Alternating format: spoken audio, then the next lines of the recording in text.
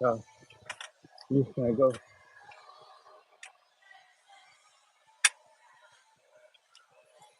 We live. Yo, what's going on, man? This is YemSoGroovy. My boy is Identical Yazo, and we are back at it again. And we are Sir. live. What's going on, bro? So I'm leaving the gym right now. Oh, Had, nice, nice. it I'm on break, unfortunately. was I packed, was man. Too many people at the always gym. in it. Yeah, I think everybody at the gym now because everybody trying to do their New Year's resolution and shit. So They haven't everybody given up yet, everybody trying to hit the gym. All of a sudden, right? it was dead for the last December. Until you hit January, right? Yeah, now everybody and their mama want to be at the gym. You funny as hell, boy. Say everybody and their mama. What, you went there with your mom too, or what? Nah, I'm dead. but- Yeah, what you work on today, bro? Legs, what? nah. I was just doing cardio today. Okay. I'm trying to get better at that. So You getting ready I for was that just one competition and stuff? yeah. I'm trying to Okay. really focus on cardio. That's my focus right now. I'll Okay. turn on Okay. this light. Hopefully, it look better. There you go. But yeah, All right, man. So we've been talking a lot about improvement, a lot of stuff, man. Self improvement, and of course, coming back from the gym shows you've been doing your thing, grinding.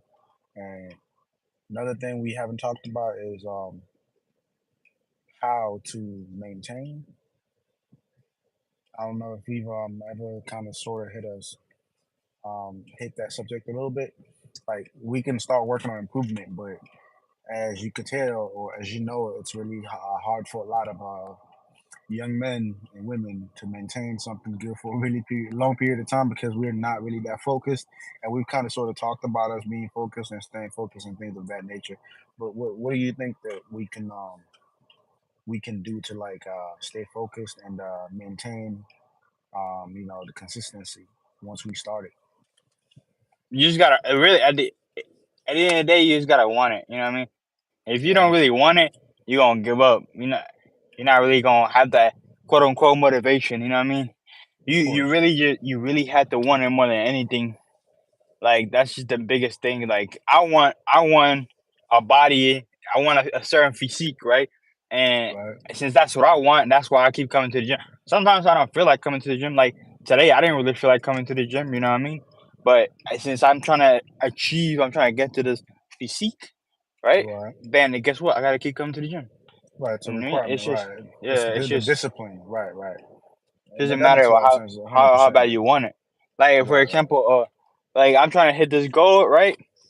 Uh, in my stocks, shit. Sometimes I just want to spend all my money. You know, I just want to freaking ball out. I want to go on this trip or do that, right? But since I'm trying to hit this goal, right? I don't do that, right? It's So actually it's just funny you how say you try to hit the street. You try to hit the street. the I'm dead. See, that's one thing that I kind of sort of told myself that I would kind of take a break from until like I'm where I want to be at financially. Like even like sometimes I used to there's like this bar by my house that I used to stop by and just take a shot or two, but I completely stopped just because it's a lot of distraction, and it's not even the fact that we spend the money, but rather that small beer. Because or you remember that one book, that The Way of the Superior Man, that one book yeah. by what's his name again, Deidre or Deidre or something like that. But one of the things it talks about in there is substance abuse, like alcohol and of course other substances. That those are feminine. Those energies are feminine, or the high or the hype or the drunkenness or whatever. The lightheadedness that you get from any of those is kind of like a feminine energy, and you have to try to keep everything that's feminine as much to a minimum as possible. So turning to it does not make you a superior man, but I had to kind of sort of take a step back. I mean, don't get me wrong, it's not to say that I don't drink, but I don't drink just because I want to drink. I drink when I know I haven't had in a while, and I'll be okay, and then I'm not abusing it. Does that make sense? Yeah. Yeah, that's another thing that we need to do to be focused, just to be in control of ourselves at all times. That's the most important, the most important part when it comes to being a successful person. We have to be able to control. There may be things that we want to do or don't want to do, but that we still have to stand on it and do it or not do it. We have to be able to be basically be a person of your word. That's how you'll get respect. Yeah, no, no, no. I agree, and that's why, like I already said, bro. This year, bro, I'm going monk mode, bro. I mean, you know what I mean, I've been, This dude keeps saying monk mode. He said, looking at yeah, it. bro. I'm not messing with no girls, man. I'm trying to like just Yo. straight focus, bro, on all my goals, man. You know, so All right. Hey, I uh, mean, like I said, as long as you have that control, bro, again, that's you. But as long as you have that control, you know when to stop, you know when to go, and you know when to stop, you know when to call it quits. As long as you have that control, man, you don't necessarily have to go monk mode. But again, that works differently for everybody. yeah, and you know, this past weekend I had a little setback. You know, that's part of life. You Right, know, right, right. but It's just, and we have like the best thing. I look at it this way. I don't know if you remember this saying that I think I brought it up on one of those previous lives before. I don't remember where I heard it, but I don't wish for an easier life, but for more solutions or better solutions to my problems. So you had a setback and you got a solution. You fixed it, got back on track. So I wouldn't even consider it a setback, even though it was, somewhat a setback. I would consider it a blessing, just because, like it made you see things, if not, made you see things a little bit differently. And I hope in the future you'd be more prepared for, better actions as well in terms of that. And if I'm mistaken, let me know. You know, it at least gave you perspective on certain things. Is that correct, right or wrong? yeah, Like I think Like for I think example, the next time you know that you have to take a trip outside, or like a trip to a different state, to get an inspection, or better yet, a what you want to call it, like an inspection. Yeah, I guess an inspection prior to hitting the road, so that I'm gonna be good. Does yeah, that but make sense? I see, yeah, but I always do that. Like I always make sure my car's straight before I go anywhere. Like I get I got an oil change before I left. You know what I mean? Make sure I got coolant and all that shit. But it's That's just that's it that's was standard stuff, though. That's it standard was stuff. like it was just gonna happen regardless. But it just you know what I mean? It just happened. But But again, ultimately, I don't think every setback is necessarily a bad setback. There are other setbacks that happen for you to learn a lesson. And I'm a firm believer that most things that happen in life happen for a specific reason. It either be for you to learn a lesson or for you to let go of something. yeah, But the but most important part is that you got yourself together, back to work, and you're doing what you need to do. Back at the that's a gym, I'm proud fact. of you, man. Yeah, I appreciate it. But I had to um yeah, man. I don't know. Maybe in next few lives I'll I'll uh I'll talk about what happened. You know what I mean? Okay. And we can talk about that. And but There was um another thing. There was another thing that you were supposed to bring up in this live, bro. Because the last live you didn't said at the end of the live you said, oh you kind of yeah, started so on it. The pointers, the little hmm pointers that you be taking. You started on that, and you said the next live. So come on now, yeah, what no, was no. it? So I'm about to talk about that right now. Actually, so there was 2 points, right? I'm gonna talk about one right now, and then next slide we're gonna talk about the other one. All right. Okay. So I was at this other briefing, right? And there was so let me give you a little background so you understand what's happening, right? So they have uh they have a few people in the front, right? So mind you, this is a classroom of like 70 people, right? And so I think they picked like I think it was like 6 people, right? And they were doing like a fake interview type thing, right? It was just a practice thing, right? And or the people were supposed to brief. They were trying to do a training. They were practicing how to brief something, right? Others, right? Yeah, yeah. So the 5 people right in the front.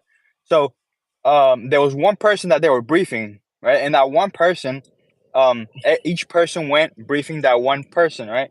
Uh, and there was a certain there was a this person there was this one of the people that were briefing, right? They were not as confident, and you were able to tell, you were able to know, right, that they weren't as confident in what they were saying, right, or that they didn't know the topic well, right? And the person that they were briefing, he caught on to that, and then he was like he was like targeting that person, you know what I mean? Like asking them more questions to see like how they would respond, or to see how they were like react, or to see, you know what I mean? Because he knew Right. that that person wasn't confident, right, in Right. what they was doing and that what they were saying, right? And afterwards, after everything was done, right, everybody, was done with the little briefing and practice and whatnot. Um, he talked about everything. He gave everyone feedback, and he said so what he said was that he explained, "Oh, I noticed you weren't confident, so I targeted you, right?" And then he said, "It's like it's like a shark. Whenever a shark smells blood, they coming after you. You know what I Or a mean?" lion. So it, When a lion feels fear from its predator, automatically chases. yeah, so it's the same. So that right there, I was just like, "Yo, that hit me." You know what I mean? Because that's so true. Because in everything, not just in a briefing or like a professional environment, in everything, you have to do with confidence, right? 100%. When people can smell fear, when people know that you're not confident, they're gonna look down upon you. They will not look at you as like uh as in the same level as them, right? They'll be Right. able to know 100%. that you're not confident, and they won't be you won't have that respect that you want. You know what I mean? And I'm So glad you brought up that topic because this actually has to do with everything in life. And when I mean everything, absolutely everything from being in the streets, doesn't matter whether you're affiliated or not, just regular person working at a fucking job, whatever the case is, bro. Like for example, customers. I've personally witnessed this happen at my other job, my part-time job, when a customer would come in and ask for a car part, and the person speaking or the employee speaking would speak low so that they feel that you're not confident. They either try to press you and try to make you feel like you're inferior, or they try to speak with someone else. And this happens a lot. Just example, you could be walking down the street, and if somebody says something to you, and you just let it slide or don't respond in any type of way, shape, or form to make sure that, hey, look, I ain't the one, you will be targeted. And that's just how it is everywhere. So everything we do as humans has to be done with confidence, and not just confidence and not arrogance or cockiness, but confidence, also remaining humble at the same time. So like you can't you I've noticed this happen so much at my part-time job that it's funny to me.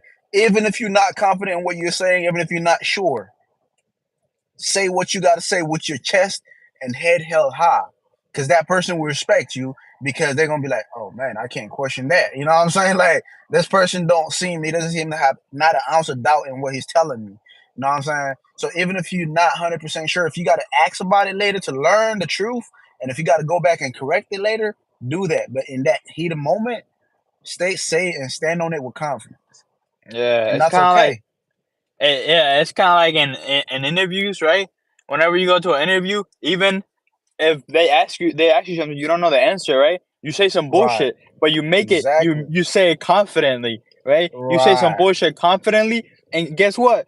They go Bro, that's gonna be speaking of you're gonna which, be good. I've had so many job interviews that I have been hired for that I required experience that I never had those experiences, boy. You just have to like you have to talk. You have to say Yo, every. You gotta be so confident. but the thing is, as long as you got your act together and you willing to learn, it doesn't matter whether you know what I'm saying. So as long as you say with confidence and you're willing to learn, you will still succeed. That's the most important part. People don't understand that mistakes are fixable, or things that you say. Like, I would rather say, tell you something and make sure give you that answer confidently, even if I have to go find out an answer and back it up. In the meantime, even if I'm going to tell you that I'm not sure, I would rather tell you confidently, hey, man, I am not so sure about this, man. Let me find out for you. Then be like, I don't know. You know what I'm saying? Because even then, you're not saying it with confidence. Like, we got to speak up about it, and not have you, I don't know. There's this specific saying that whenever you even ask questions to people, and sometimes we tend to like soften our voice a little bit, and that's also not good. So that's also that lack of confidence. Lack of confidence can also be in that way when we speak to other people, and it could be people that we think are close to us, so therefore we have to soften our voice. That's also like a way of showing a lack of confidence, because we have to be firm in our words, and we can't be shifting the tone of our voice like, "Hey man, oh, what's going on?" You know what I'm saying? But no, that was Yes, just an dude. example, bro. Like it has to be consistent and constant for you to get your point across with respect without being interrupted, or what do you call it? Without being coming across as not confident. If that makes sense. I'm Yeah. glad you brought that up, though, man. My lunch is ending here soon, bro, and I know you mentioned the other pointer you were gonna bring it up the next live, so we can pick up there and discuss anything else we need to. Nah, yeah, Do just you wanna add you anything else? I gotta. got about 2 minutes left, bro. Keep that in Nah, mind. you go, you go. We got yeah, we can continue next live, but next live, we'll hop on later this week or Please tomorrow or subscribe, something. comment, like, and again, this is YemSoGroovy, Jab. Yazo, and peace.